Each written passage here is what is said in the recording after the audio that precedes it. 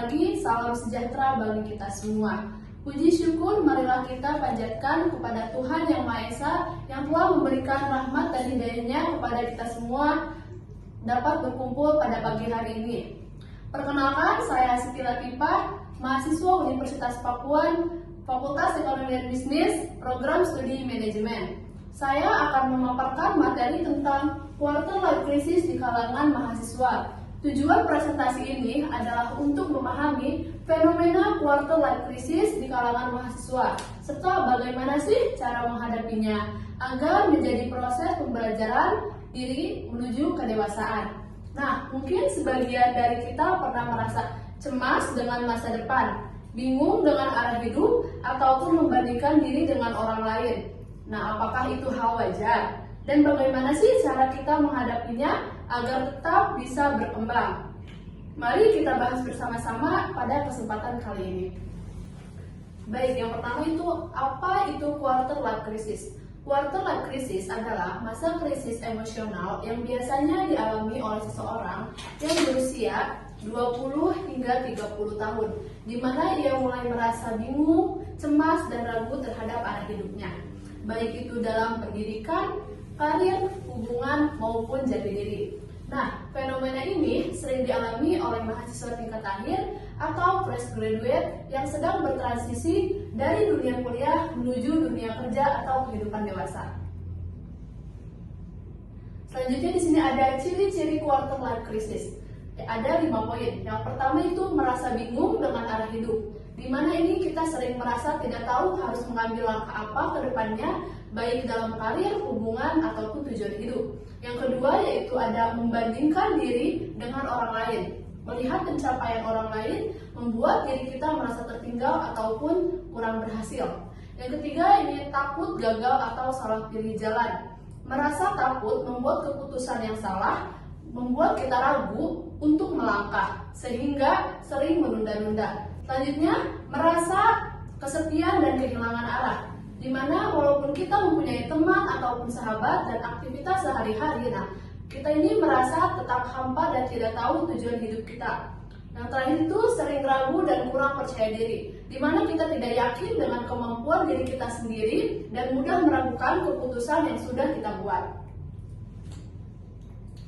Di sini ada beberapa penyebab quarter life crisis pada mahasiswa. Yang pertama itu ada tekanan akademik, di mana kita itu tuntunan nilai dan tugas kita yang tinggi. Yang kedua ada ketidakpastian masa depan, bingung soal karir kita setelah lulus nanti mau jadi apa atau mau bekerja apa. Yang ketiga ini ada perbandingan sosial, di mana kita sering melihat teman-teman kita ini lebih sukses, padahal mereka juga pasti ada fase-fasenya. Lalu selanjutnya ada ekspektasi keluarga dan lingkungan nih, harapan besar yang sulit dipenuhi. Yang terakhir ada perubahan identitas diri, masih mencari jati diri dari tujuan hidup kita sendiri.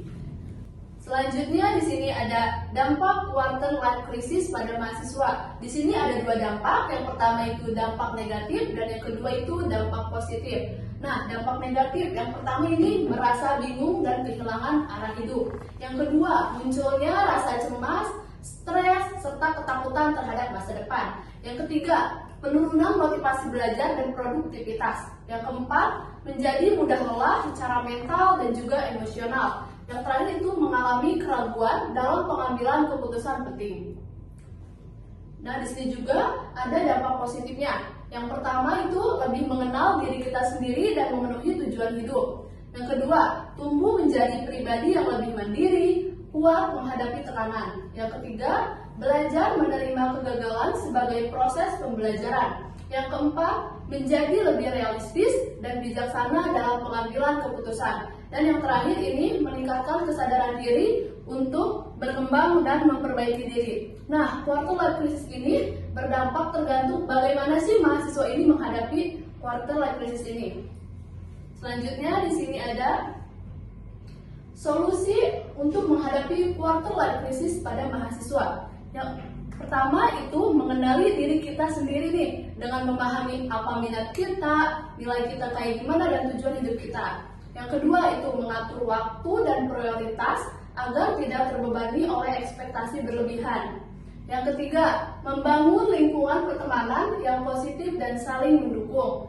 Selanjutnya, belajar menerima proses termasuk kegagalan sebagian dari perkembangan kita. Lalu membuka diri untuk bimbingan seperti berdiskusi dengan dosen, dengan teman, konselor, ataupun keluarga. Jadi kita tidak menutup diri. Lalu yang terakhir itu menjaga keseimbangan antara akademik, sosial, dan kesehatan mental. Nah, selanjutnya di sini ada kesimpulan dari pemaparan materi kali ini, di mana quarter life crisis merupakan fase yang sangat wajar dialami oleh mahasiswa yang sedang berada dalam masa transisi menuju kedewasaan. Nah, pada tahap ini muncul kebingungan, tekanan, dan rasa tidak pasti terhadap masa depan. Namun, di balik kebingungan tersebut, terdapat peluang besar untuk bertumbuh dan mengenali diri kita lebih dalam. Melalui proses ini, mahasiswa belajar untuk lebih mandiri, realistis, serta mampu menghadapi tantangan dengan bijak. Dengan mengenal diri kita sendiri, kita bisa mengatur prioritas dan mencari dukungan yang tepat. Quarter life crisis ini bukan lagi hambatan, tetapi jembatan menuju kedewasaan dan kesuksesan kita di masa depan. Nah, saya mengutip satu kata-kata motivasi, yaitu di mana setiap kegagalan membawa pelajaran, setiap keraguan menuntun pada kedewasaan. Quarter life crisis bukan akhir, tapi awal dari versi terbaik dirimu. Terima kasih. Sekian pemaparan materi saya tentang quarter life crisis. Semoga bermanfaat bagi kita semua. Wassalamualaikum warahmatullahi wabarakatuh.